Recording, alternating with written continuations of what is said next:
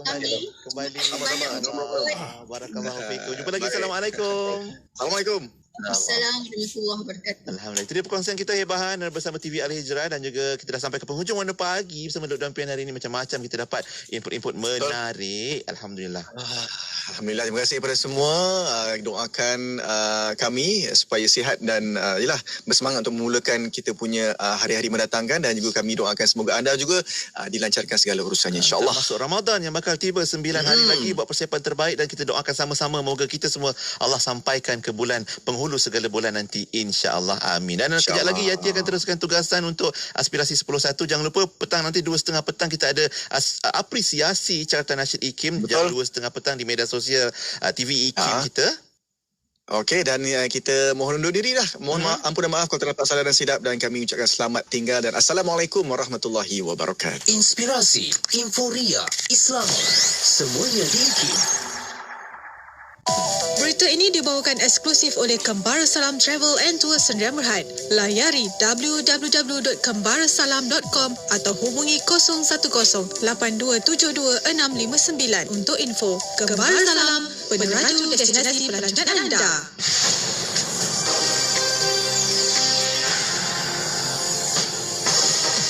Assalamualaikum dan salam sejahtera, bersama saya Masina Alias dalam Berita IKIM.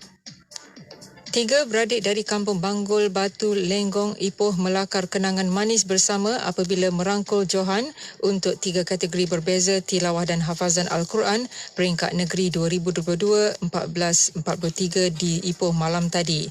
Adibah Husni Ahmad Rozaini 25 merangkul Johan bagi kategori hafazan 1 hingga 30 juzuk wanita, manakala 2 adiknya Akilah Sulihi Ahmad Rozaini 24 dan Muhammad Adib Ahmad Rozaini 22 masing-masing Johan bagi kategori hafazan 1 hingga 20 juzuk wanita dan hafazan 1 hingga 20 juzuk lelaki. Adibah Husni berkata ini kali kedua beliau bersama 2 adiknya itu menyertai pertandingan hafazan peringkat negeri selepas tahun lalu. Namun ketika itu hanya dia dan Akilah Sulhi yang merangkul Johan bagi kategori sama, manakala Muhammad Adib sekadar menduduki naib Johan bagi kategori sama seperti tahun ini. Seramai 1,277,247 kanak-kanak berusia 5 hingga 11 tahun atau 36% daripada keseluruhan populasi kumpulan berkenaan di negara ini telah menerima dos pertama vaksin COVID-19 melalui program imunisasi COVID-19 kebangsaan kanak-kanak PIC Kids setakat semalam. Menurut laman web COVID Now, untuk tempoh sama seramai 2,846,114 remaja berusia 12 hingga 17 tahun atau 91.5% daripada populasi kumpulan itu telah melengkapkan vaksinasi, manakala 2,943,587 atau 94.6% menerima sekurang-kurangnya 1 dos vaksin. Sebanyak 11 rumah di 4 kampung di daerah Pendang rosak apabila sebahagian bumbung rumah diterbangkan dalam kejadian ribut yang melanda petang semalam. Pegawai Pertahanan Awam daerah Pendang, Lieutenant Yuslina Yusof berkata, antara rumah yang terjejas adalah 4 rumah di Kampung Bukit Raya, Kampung Bukit Seni 3 dan masing-masing 2 di Kampung Alur Parit dan Kampung Kubang Anak Gajah di bawah Mukim Bukit Raya. Beliau berkata kejadian ribut itu dilaporkan pada jam 6.30 petang semalam. Bagaimanapun tiada kemalangan jiwa atau kecederaan dilaporkan dalam kejadian itu setakat ini. Pertubuhan Kesihatan Sedunia WHO mengesahkan 64 kejadian serangan terhadap pusat kesihatan di Ukraine antara 24 Februari hingga 21 Mac lalu yang mengakibatkan 15 kematian dan 37 kecederaan. Hampir 7 juta rakyat Ukraine kehilangan tempat tinggal dalam tempoh sebulan perang, dengan 1 daripada 3 mengalami keadaan kesihatan kronik menurut Agensi Kesihatan Global itu. Tekanan semakin meningkat terhadap petugas kesihatan dan sukarelawan dari Ukraine dan luar negara untuk memastikan sistem penjagaan kesihatan di negara itu berjalan lancar sejak permulaan pencerobohan Rusia. Konflik itu yang bermula pada 24 Februari menyebabkan lebih 3.6 juta pelarian melarikan diri dari Ukraine dan membawa kepada pengasingan ekonomi Rusia yang tidak pernah berlaku sebelum ini akibat sekatan. Sekian berita. Assalamualaikum dan salam hormat. Laporan berita tadi dari sumber bernama Berita itu tadi telah dibawakan eksklusif oleh Kembara Salam Travel and Tour Sdn Bhd. Layari www.kembarasalam.com atau hubungi 010-8272-659 untuk info. Kembara Salam, peneraju destinasi pelancongan anda. Pakej muslim yang terbaik untuk anda. Bermusafirlah bersama Kembara Salam. Menawarkan pakej Jordan Palestin, pakej Eropah dan Balkan. Layari www.kembarasalam.com atau WhatsApp 010-8272-659. Kembara Salam, peneraju destinasi pelancongan anda. Kapsul Masa. Pada 20 Januari 2005, Yang Amat Berhormat Perdana Menteri Datuk Seri Abdullah Haji Ahmad Badawi menghadiri Majlis Perdana Perkhidmatan Awam ke-6 berlangsung di Pusat Konvensyen Antarabangsa Putrajaya PICC. Dalam ucapan beliau, Perdana Menteri menyarankan agar sektor perkhidmatan awam mengubah dimensi kerja ke arah yang lebih dinamik, mesra pengguna dan kreatif. Datuk Seri Abdullah Haji Ahmad Badawi turut menekankan perlunya kerena biokrasi dikurangkan kerana di sesetengah tempat ia menjejaskan usaha untuk memberikan perkhidmatan yang lebih baik kepada orang ramai. Beliau juga menyarankan agar penjawat awam meningkatkan ilmu pengetahuan, beramanah dan juga memberikan layanan mesra. Majlis Perdana ini merupakan pertemuan terbuka Yang Amat Berhormat Perdana Menteri dengan pegawai-pegawai kanan dan anggota perkhidmatan awam yang merupakan manifestasi gandingan kerjasama melalui hubungan mesra antara pemimpin negara dengan anggota perkhidmatan awam dalam misi membangunkan negara. Petikan fakta ini disediakan oleh Seksyen Dokumentasi dan Penerbitan Arkib Negara Malaysia.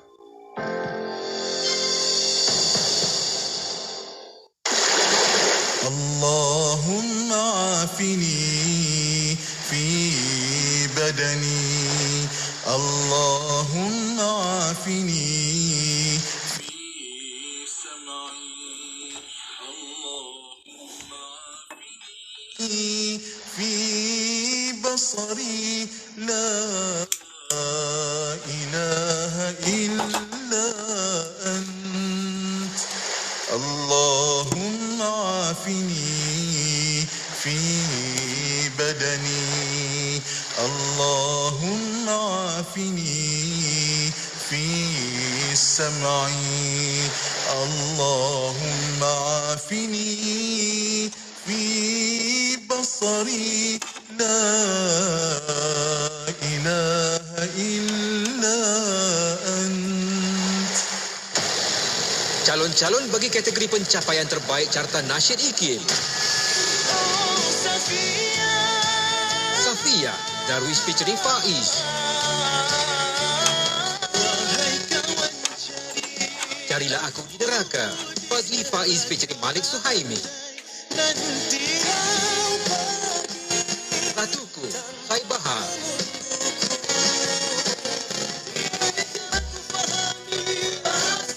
Bahasa Rindu, Fine.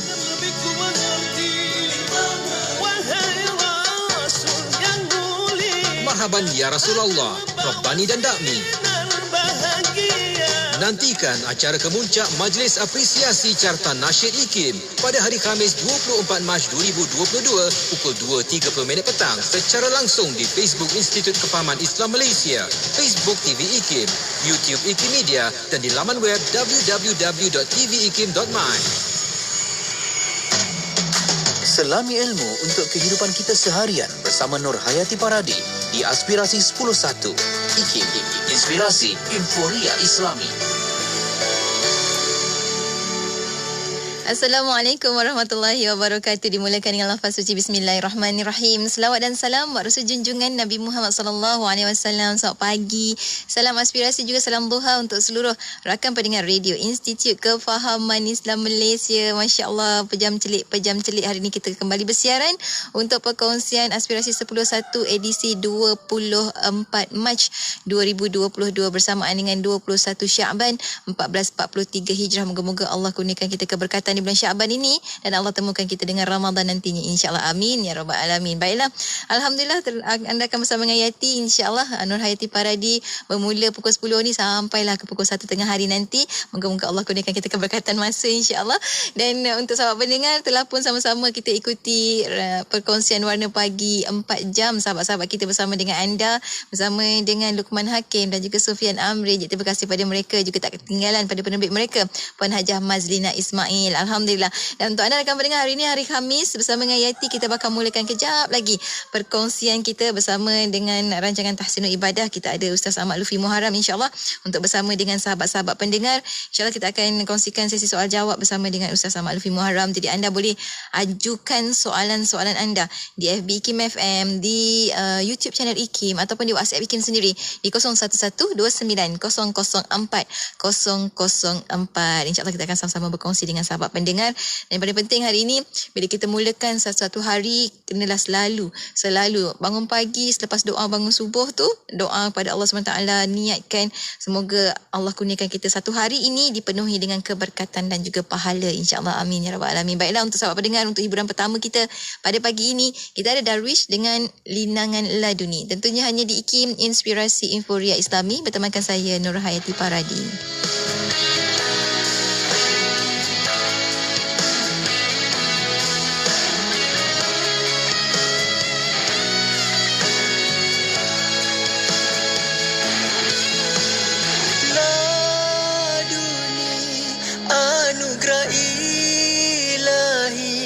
Permata hati dua kekasih, itu nama diberi, ku amat cintai. Janjiku akhir nyawa ini.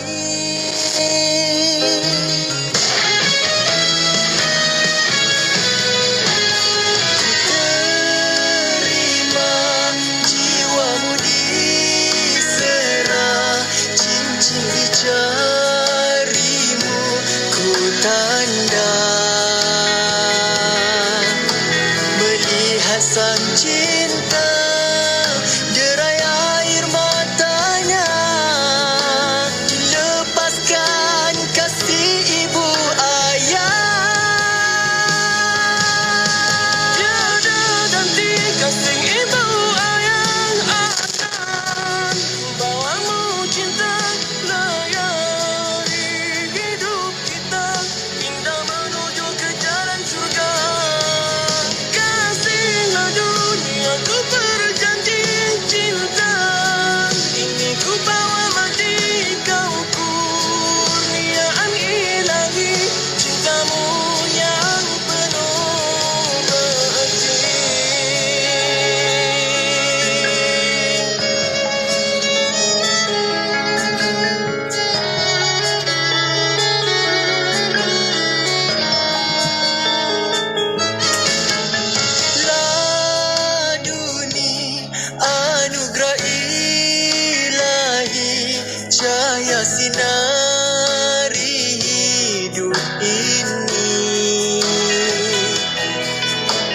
Seperti mimpi, cintaku kau miliki, kasih linangan laduni.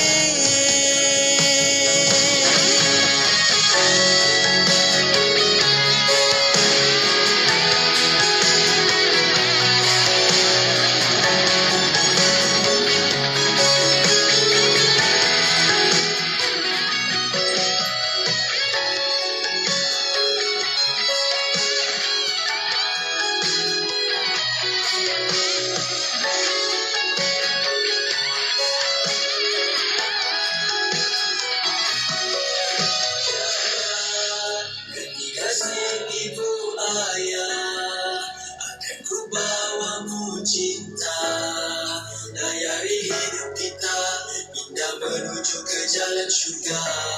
Kasihlah dunia ku berjanji, cinta ini ku bawa mati. Kagumnya ilahi, cintamu yang penuh berarti.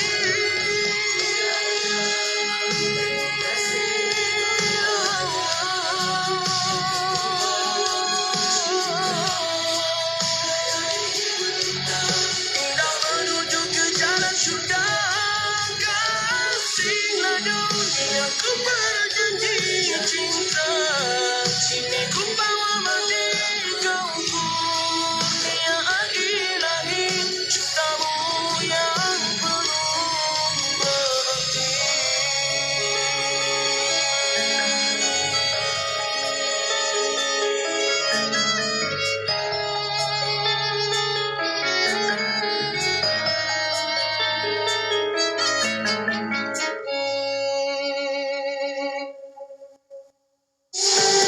Institut Kefahaman Islam Malaysia sedang menganjurkan pertandingan mereka cipta video animasi Kefahaman Islam untuk penuntut Institut Pengajian Tinggi IPT.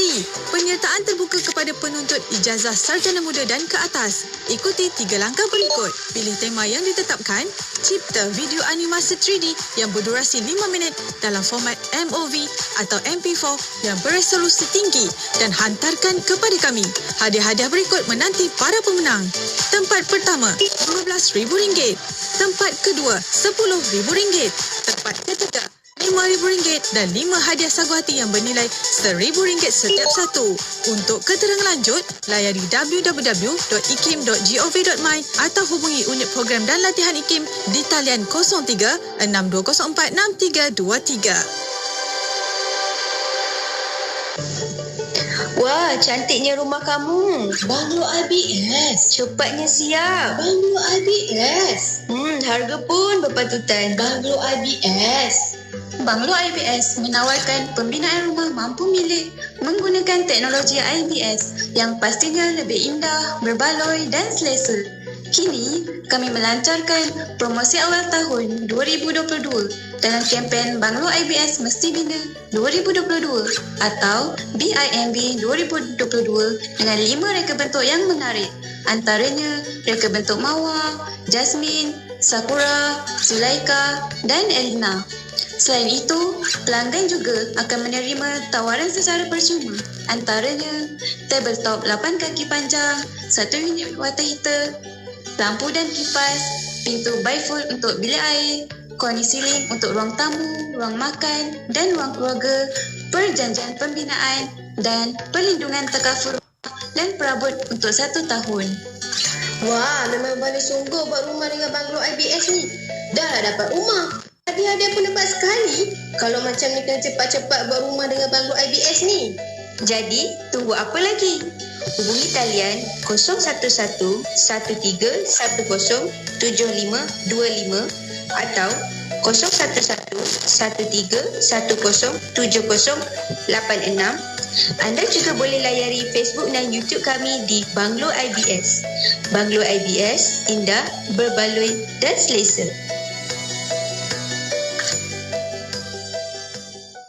Skim Perlindungan Takaful MySalam atau MySalam dirangka untuk golongan B40 telah berkuat kuasa pada 1 Januari 2021.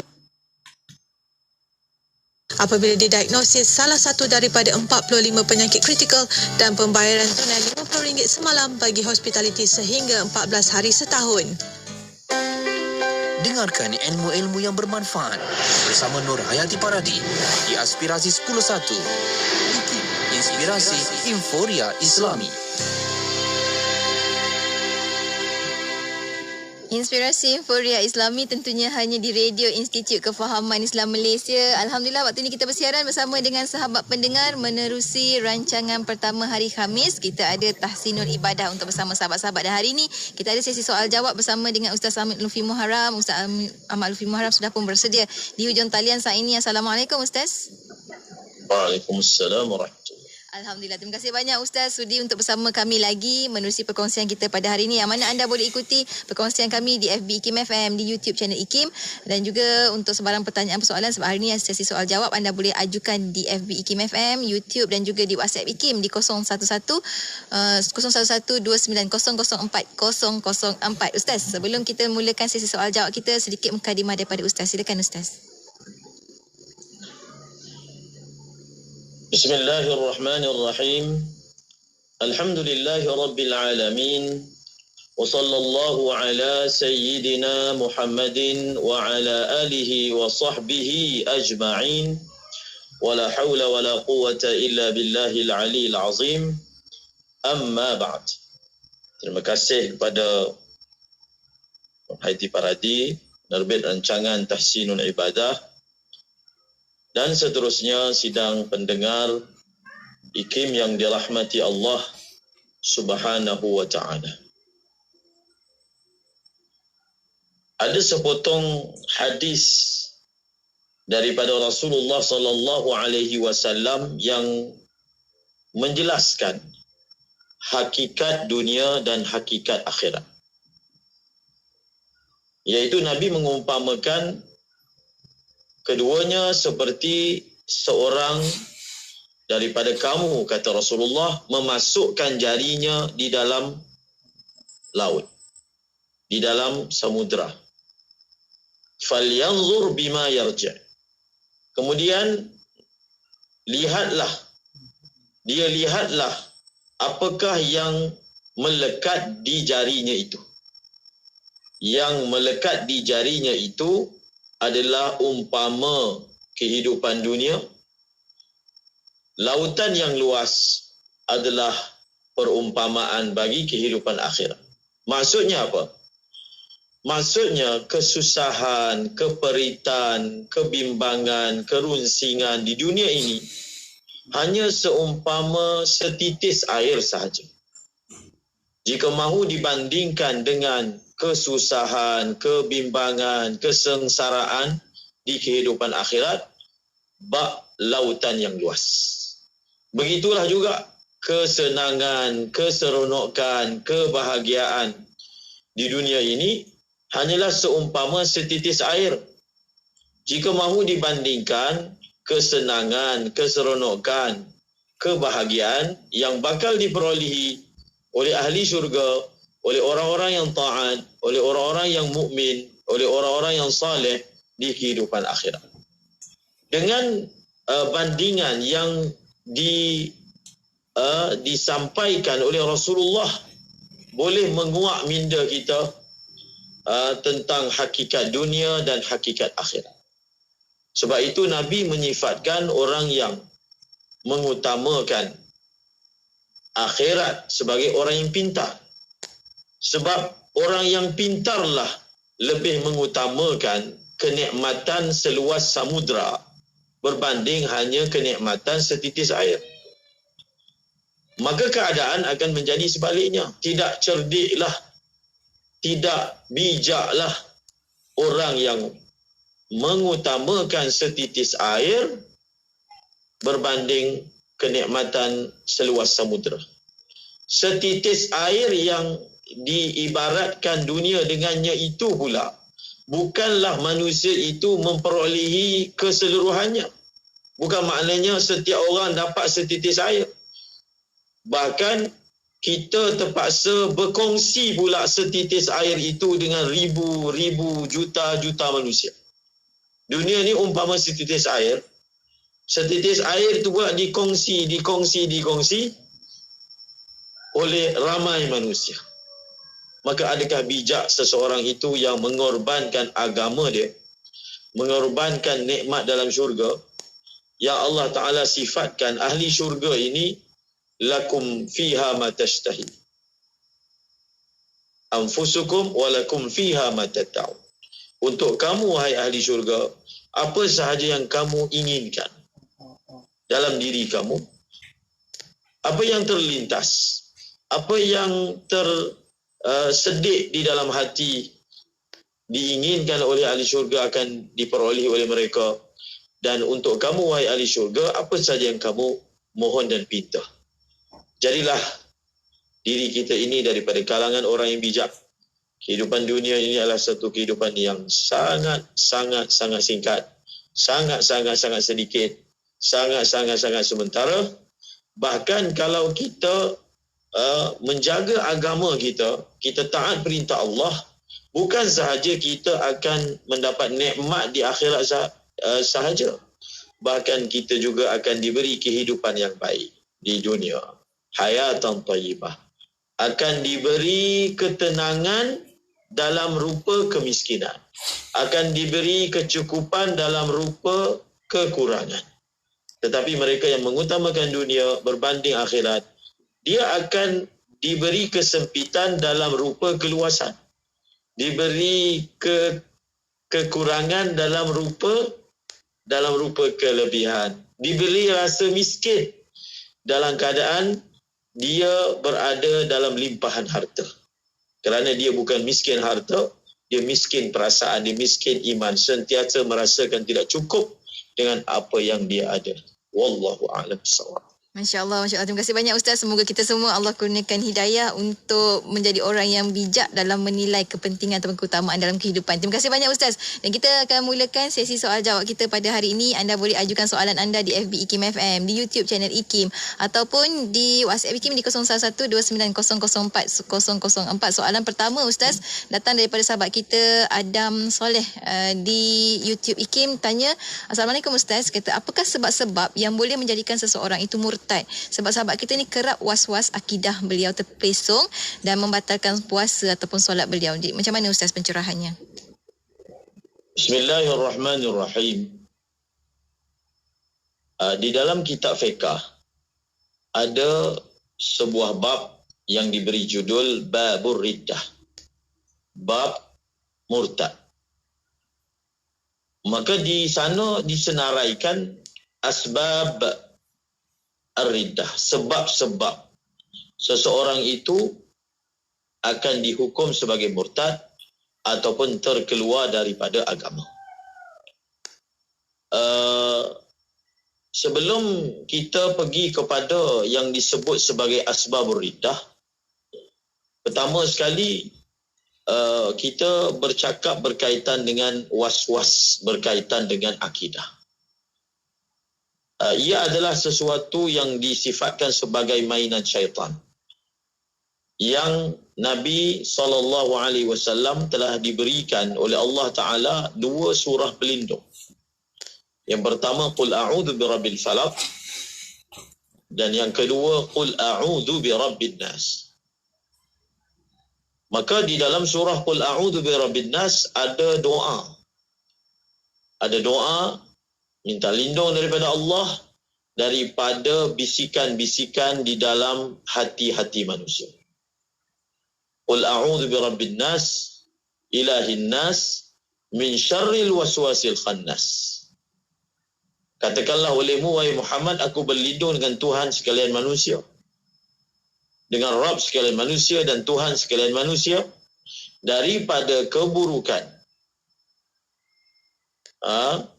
bisikan-bisikan syaitan yang membisik dan mengwas-waskan di dalam dada manusia. Maka untuk hilangkan was-was itu, pertama kena banyak baca doa. Banyak ulang surah ini. Banyak ulang surah ini. Ulang sebanyak-banyaknya sehingga nur daripada surah ini akan menghambat syaitan-syaitan, bisikan-bisikan yang datang dalam diri kita. Baca sebanyak-banyaknya. Yang kedua, was-was itu akan berjaya dihilangkan dengan ilmu. Kerana ada juga sahabat yang mengadu perihal ini kepada Rasulullah, iaitu mereka kadang-kadang berfikir ataupun tertanya-tanya, kalau Tuhan itu mencipta segala-galanya, siapakah yang mencipta Tuhan? Datang perasaan itu dalam diri. Maka perkara itu kalaulah datang, maka seorang itu tidak bersalah. Tetapi kalau dia layan perasaan itu, dia benarkan. Lelaki ini, Nabi mengatakan, lelaki ini menunjukkan iman dia kuat. Kerana dia rasa tak suka dengan perasaan-perasaan tu. Dia tak suka. Datang soalan macam tu, dia tak suka. Maka ini menunjukkan orang itu ada iman. Yang menjadi masalah bila datang perasaan-perasaan jahat seperti itu, kita mengikut arusnya. Kita melayannya. Bahkan akan pergi ke tahap membenarkan perasaan itu, maka itu berbahaya. Maka ia dapat dielakkan dengan ilmu. Dengan apa? Dengan ilmu. Maka tuntutlah ilmu berkaitan dengan akidah. Tuntutlah ilmu berkaitan dengan perkara yang mengeluarkan daripada akidah. Banyakkan baca Quran, banyakkan zikir, kerana nur daripada kedua-duanya akan lenyapkan. Banyak zikir. Kerana nur daripada kedua-duanya akan melenyapkan. Di samping itu, kita hendaklah belajar. Kadang-kadang was-was ni benda itu sebenarnya tidak rosakkan, kita rasa rosak. Kenapa ada perasaan berbelah bahagi seperti itu? Kerana tiada ilmu. Maka tuntutlah ilmu. Ada perkataan-perkataan yang kalau diucapkan, orang itu boleh keluar daripada garis sempadan Islam. Ada perbuatan-perbuatan kalau dilakukan, boleh mengeluarkan seorang itu daripada garis sempadan Islam. Maka belajarlah. Khususnya, kalau kita nak sebut banyak. Khususnya, sebarang perkataan, sebarang perbuatan yang menunjukkan seseorang itu meremehkan dan menghina Allah, menghina Rasulullah, menghina syiar-syiar agama seperti Kaabah Al-Quran, bahkan ulama, hafiz Al-Quran. Maka perkataan-perkataan yang ada menunjukkan seorang itu menghina, perkara-perkara yang disebutkan tadi dikhawatiri bahawa seorang itu boleh terkeluar dari garis sempadan tersebut. Tetapi kita kena ingat satu perkara lagi. Orang yang mempelajari berkaitan dengan asbabur riddah, sebab-sebab murtad, dia jangan ambil tugas menghukum orang murtad. Tugas itu diserahkan kepada pihak berkuasa ataupun mufti. Dia hanya mengawasi dirinya daripada terlibat dan terjerumus di dalamnya. Adapun orang lain, maka dia serahkan kepada pakar untuk menghukum tentangnya. InsyaAllah dengan zikir, dengan selawat, dengan istighfar, dengan doa daripada Allah, maka perkara-perkara was-was itu akan dapat dihilangkan. InsyaAllah, insyaAllah. Terima kasih banyak Ustaz. Kita akan berhenti rehat seketika untuk anda teruskan menghantar soalan-soalan anda dan juga tekan butang share bagi yang mengikuti secara langsung di FB IKIM FM saat ini. Kita akan berhenti rehat seketika, kembali selepas ini. Tentunya hanya di IKIM Inspirasi Inforia Islami.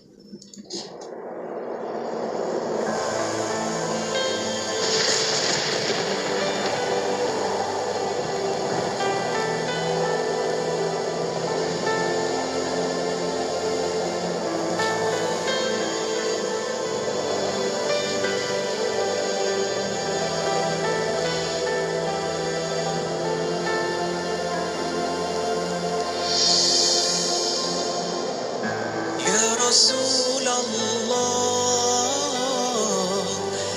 يا نبي لك شفاعة وهذا مطلبي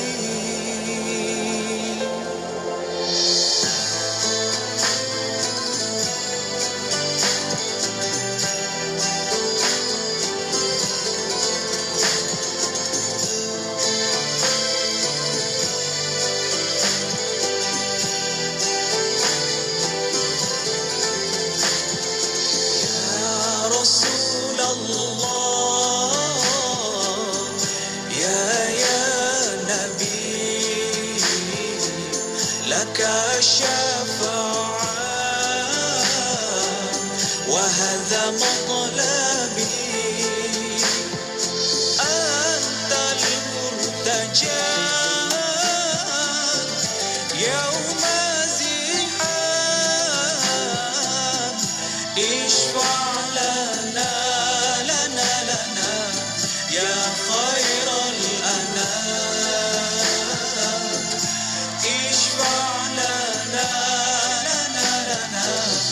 يا حبيبنا لك الشفاعة يا رسول الله يا رسول الله يا نبي لك الشفاعة وهذا مطلبي لن بك يا حبيب أنت للخلق يا طبيب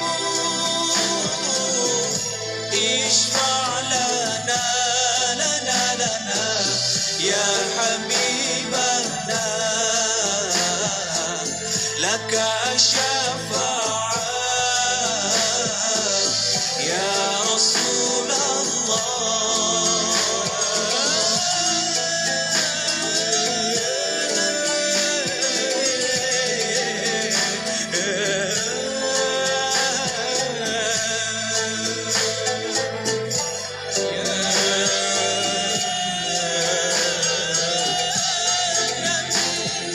جئت للبرايا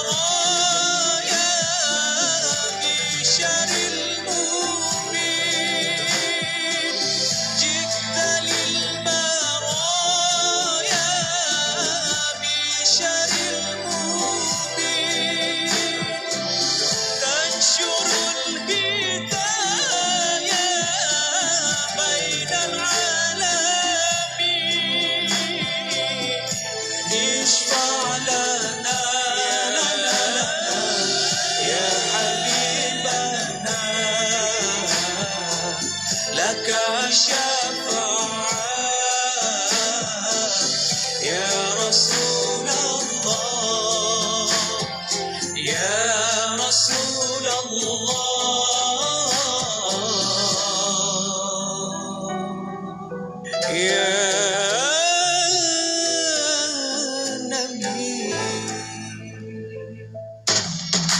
Selami ilmu untuk kehidupan kita seharian bersama Nur Hayati Paradi di Aspirasi 101. IKIM, Inspirasi Inforia Islami.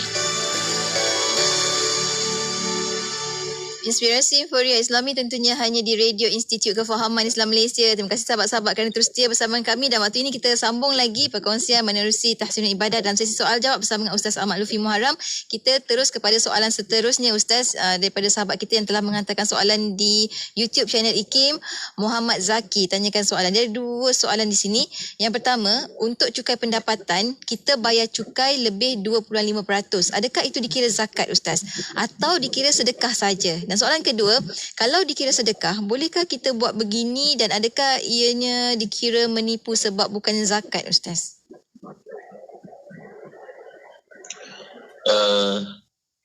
Untuk cukai pendapatan, kita bayar zakat lebih 2.5%.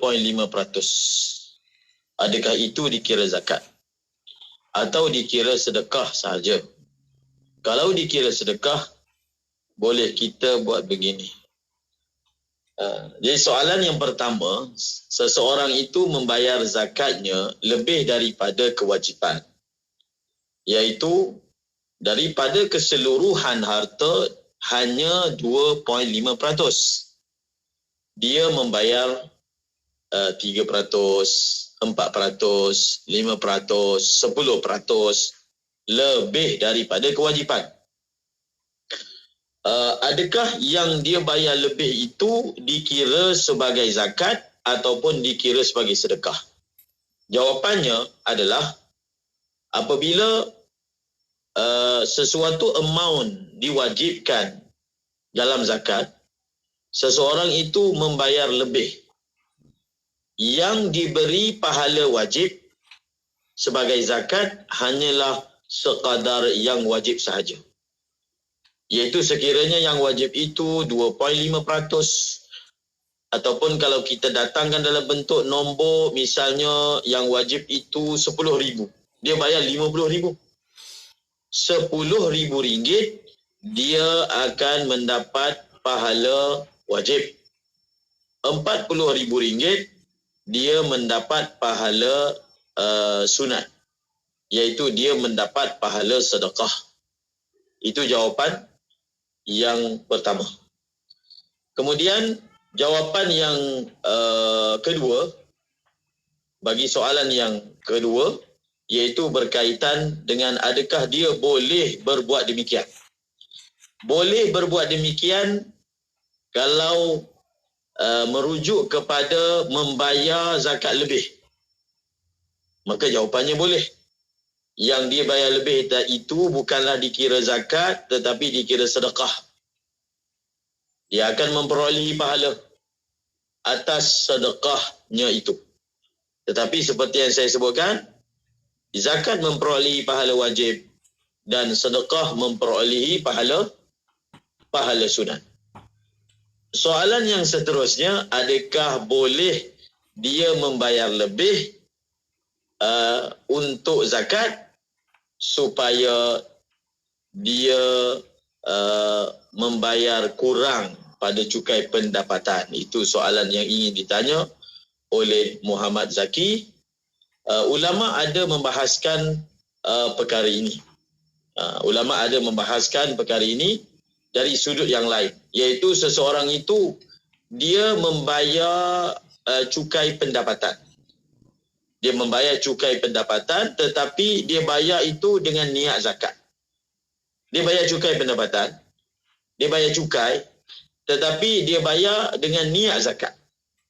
Supaya tidak bertindan, tidak berganda. Cukai pun bayar, zakat pun bayar, maka dia bayar satu sahaja dengan niat zakat. Maka dijawab oleh ulama silam berkaitan dengan daribah ini, iaitu tidak memadai. Tidak memadai. Tidak memadai kerana asnaf ataupun lapangan belanjanya cukai pendapatan adalah berbeza dengan tempat disalurkannya zakat. Zakat disalurkan hanya kepada asnaf. Adapun cukai-cukai yang kita bayar itu disalurkan hatta kepada orang bukan Islam. Disalurkan untuk pembayaran gaji, pembangunan dan seumpamanya, terkeluar daripada asnaf zakat. Maka ia tidak memadai. Kemudian adakah boleh dia melakukan seperti itu, iaitu dia membayar secara lebih? Maka ia kalaulah ia dibenarkan daripada segi undang-undang, iaitu zakat itu sebagai menggantikan pembayaran cukai tersebut, maka hukumnya adalah boleh. Dan ulama menyebut cukai ini ada cukai yang wajib dibayar, ada yang cukai yang tidak wajib dibayar. Ini perbahasan secara umum. Maka kalaulah ia jenis yang wajib dibayar, maka ia tidak boleh digantikan dengan zakat, dan zakat tidak boleh menggantikannya. Maka di negara kita dia ada ribat. Maksudnya kalau seorang itu membayar zakat, maka dia akan dapat pengurangan daripada segi cukai tersebut. Baik, Alhamdulillah. Terima kasih banyak Ustaz untuk pencerahan. Seterusnya kita ada soalan daripada sahabat kita ni di WhatsApp IKIM. Abid dari Kuala Lumpur, pertanyaannya, apakah pandangan Ustaz tentang sebahagian masjid ataupun surau yang mengamalkan bacaan surah Al-Mulk selepas solat Isyak secara beramai-ramai, namun imam terpaksa memendekkan zikir-zikir lepas solat dan juga doa selepas solat itu, Ustaz, untuk menjimatkan masa? Setiap ibadat akan setiap ibadat akan diletakkan kedudukannya.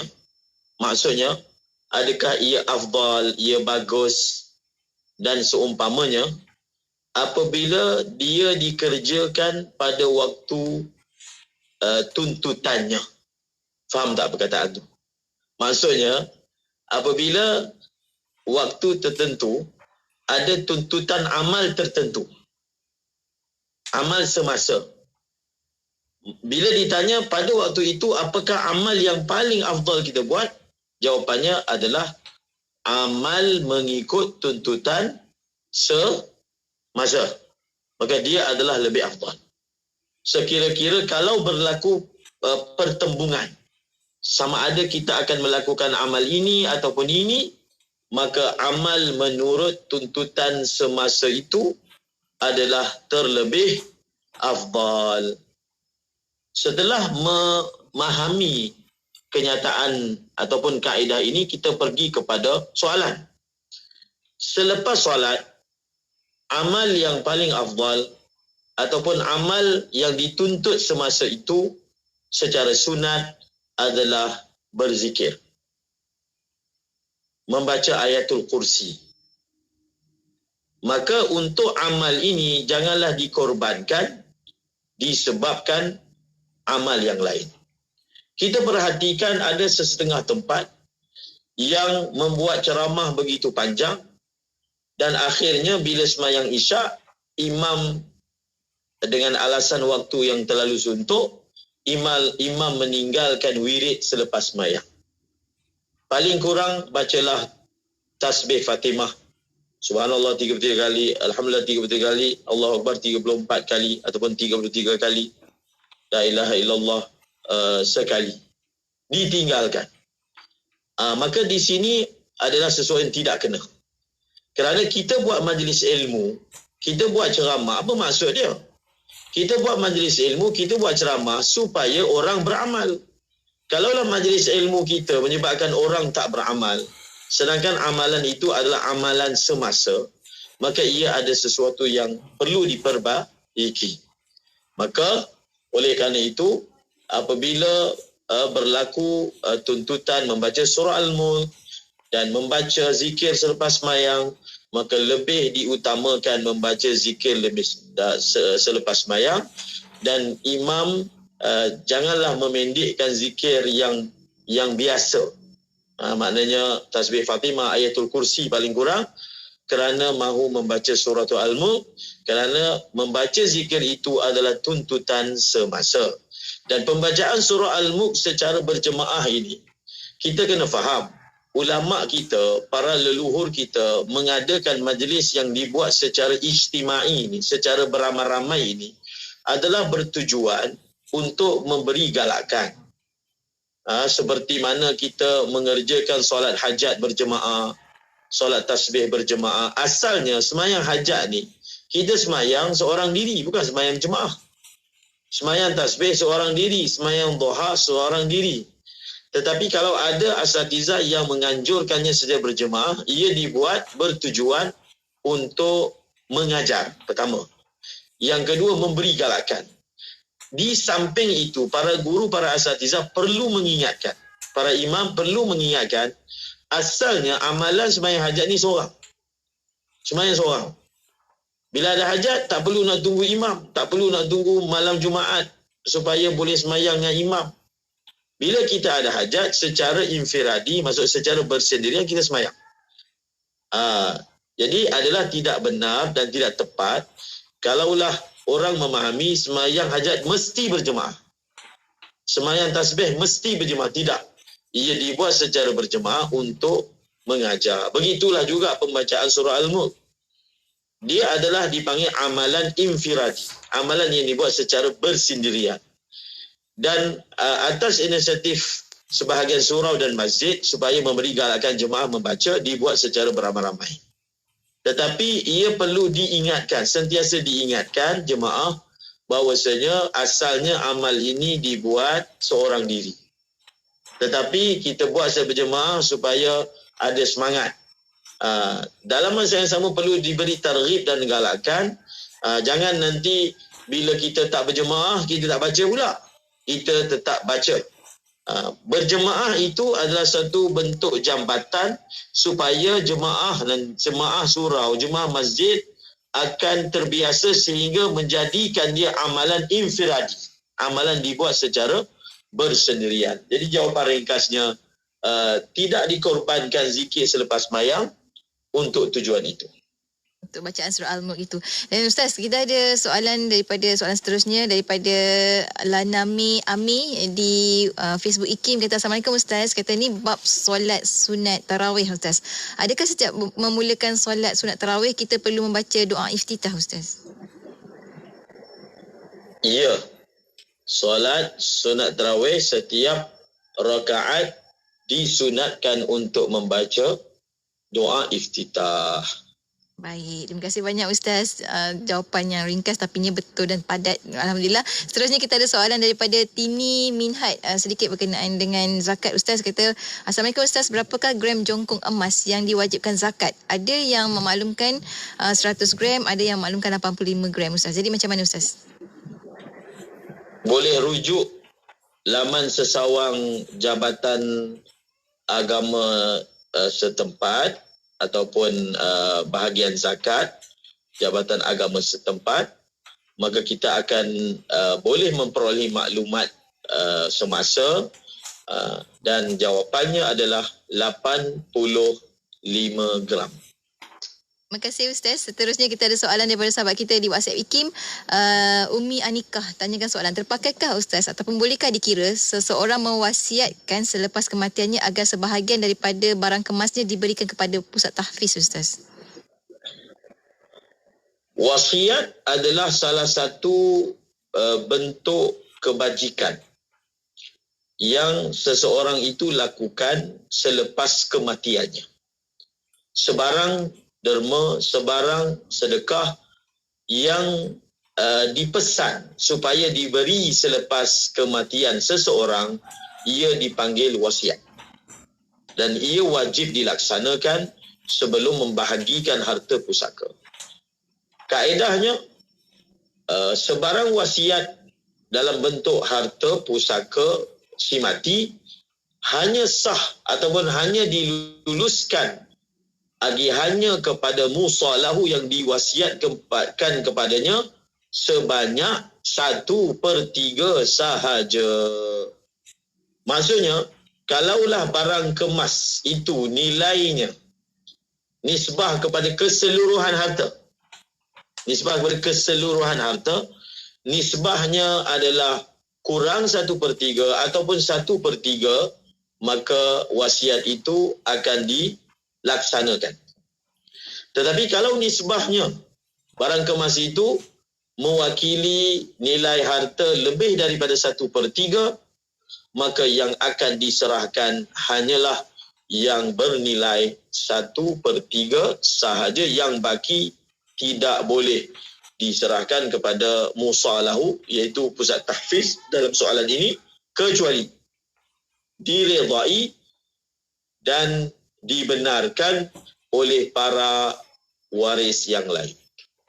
Alhamdulillah, terima kasih banyak Ustaz untuk pencerahan. Seterusnya kita ada soalan rakan kita di WhatsApp IKIM dari Bangi, Puan Roslina. Kata soalannya adalah tentang ihram. Sahabat kita ni difahamkan orang perempuan tidak boleh memakai mask ketika ihram. Adakah orang lelaki boleh memakai mask ketika ihram Ustaz? Memakai penutup muka ataupun menutup muka ketika ihram hanyalah dilarang ke atas wanita, tidak dilarang ke atas lelaki. Dan pada saat ini, jika seseorang melaksanakan ihram di Mekah, maka tidak dibenarkan berada di dalam masjid, melainkan dalam keadaan memakai mask, memakai penutup muka. Maka persoalannya, adakah para jemaah perlu membayar dam kerana perbuatan tersebut? Sekiranya jemaah berada dalam satu keadaan yang mana dipaksa ataupun diwajibkanlah oleh pihak berkuasa tempatan untuk memakai mask, maka dia tidak perlu membayar dam atas nama terpaksa. Tapi dalam keadaan yang mana dia diberi pilihan memakai ataupun tidak ada sebarang larangan, hukuman, maka dia wajib menanggalkannya. Contoh, bila dia masuk tandas. Dia masuk tandas, tak ada siapa nampak dia. Takkan pakai mask juga. Jadi kalau dia pakai mask pada ketika itu, maka akan jadi masalah. Ataupun di tempat-tempat yang mana tiada perintah untuk memakainya, maka dia tidak boleh memakainya. Baik, terima kasih banyak Ustaz untuk pencerahan. Seterusnya saya kira soalan terakhir juga untuk sesi kita pada kali ini. Sahabat kita bertanyakan soalan di WhatsApp IKIM. Kata, Assalamualaikum Ustaz. Kalau sahabat kita ni memulakan perniagaan bulan Syakban dan mengambil haul untuk zakat perniagaan bulan Syakban, bolehkah dilewatkan bayaran zakat ke bulan Ramadan Ustaz? Pencerahan Ustaz. Pembayaran zakat ini dia perlu disegerakan. Biasanya begini, satu orang dia memulakan perniagaannya pada bulan Syawal.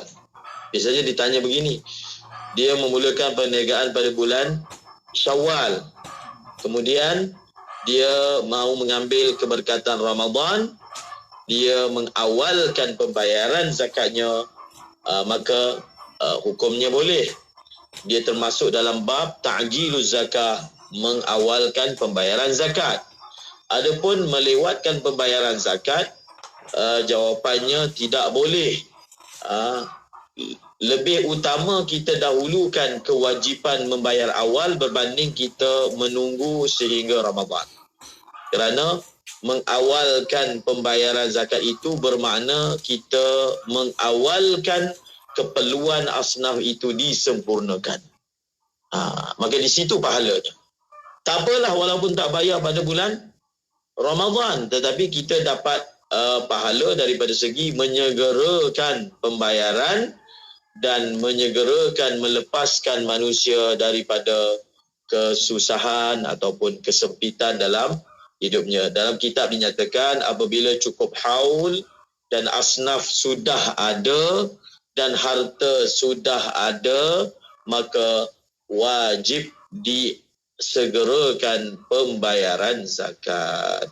Masya Allah. Terima kasih banyak Ustaz untuk pencerahan sebentar tadi. Dan kita sampai ke hujung-hujung dan Ustaz pertemuan kita pada kali ini untuk sesi soal jawab bersama dengan Ustaz Ahmad Lutfi Muharram. Sedikit di hujung ini Ustaz, pesan-pesan Ustaz untuk rakan-rakan pendengar kita. Silakan Ustaz. Bila sebut tentang zakat ini, teringat sebuah perkataan daripada Imam Syafi'i, lebih kurang mafhumnya, zakat pengaruh dan kedudukan adalah syafaat. Pembayaran zakat terhadap nikmat diberi pengaruh dan diberi kedudukan kepada seseorang adalah dengan menggunakan pengaruh dan kedudukan itu untuk mensyafaati orang lain. Apa maksud mensyafaati orang lain? Syafaat ni daripada segi bahasa maknanya rekomendasi. Recommend. Jadi kalau kita ada pengaruh, kita ada nama, gunakanlah dia untuk bantu orang lain mengikut lunas yang dibenarkan. Contohnya kita ni ada pengaruh, kita disegani oleh bos sebuah syarikat.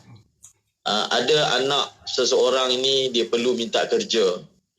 Jadi kita recommendkan, kata budak ni bagus, ambil kerja daripada dia. Jadi oleh kerana bos syarikat itu dia dengar cakap kita, dia hormat pada kita, maka dia ambil kerja daripada anak kawan kita ataupun anak orang kampung kita. Maka ini adalah salah satu bentuk membantu orang lain. Dengan syarat ia digunakan mengikut lunas undang-undang, maka itulah yang disebut oleh Al-Imam Syafi'i sebagai zakat pengaruh yang diberikan.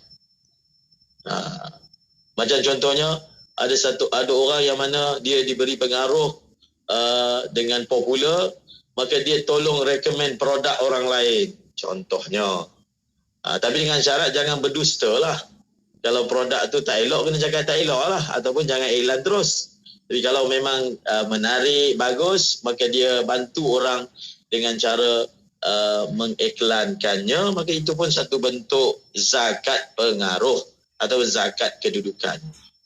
Janganlah kita jadi orang yang gunakan pengaruh yang dia ada untuk manfaat peribadi sahaja, yang lebih teruk lagi, menggunakan pengaruh yang ada untuk memudaratkan dan menzalimi orang lain. Na'udzubillahi min zalik. Masya Allah, terima kasih banyak Ustaz untuk ingatan kepada kita semualah berkenaan dengan zakat, kepada pengaruh dan juga jawatan dan sebagainya yang Allah kurniakan kepada kita. Terima kasih banyak Ustaz, sampai kita bertemu lagi minggu hadapan insya-Allah untuk kita sambung lagi pengajian Matan Zubaid. Assalamualaikum Ustaz. Waalaikumsalam warahmatullahi. Dan untuk anda rakan pendengar, teruskan kesetiaan bersama kami tentunya hanya di IKIM Inspirasi Inforia Islami.